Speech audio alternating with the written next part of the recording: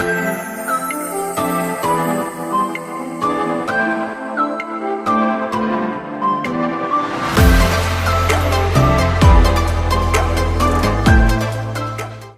Máy Xanh has launched a campaign to donate 10,000 rice cookers to residents in northern highland provinces affected by recent storms. The program will cover Bắc Kạn, Cao Bằng, Lào Cai, and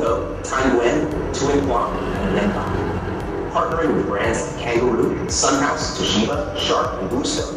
They aim to help residents rebuild their lives. CEO Duan and emphasized the company's commitment to charitable activities as part of their culture. Earlier, MWG donated 5 million yen to support flood victims and launched previous charitable efforts such as distributing rice and kitchen equipment. Điện Máy Xanh đã khởi động chiến dịch tặng nghe nồi cơm điện cho đồng bào vùng cao phía Bắc bị ảnh hưởng bởi bão lũ. Chương trình sẽ đi qua các tỉnh Bắc Kạn, Cao Bằng, Lạng Sơn, Lào Cai, Phú Thọ, Thái Nguyên, Tuyên Quang và Yên Bái.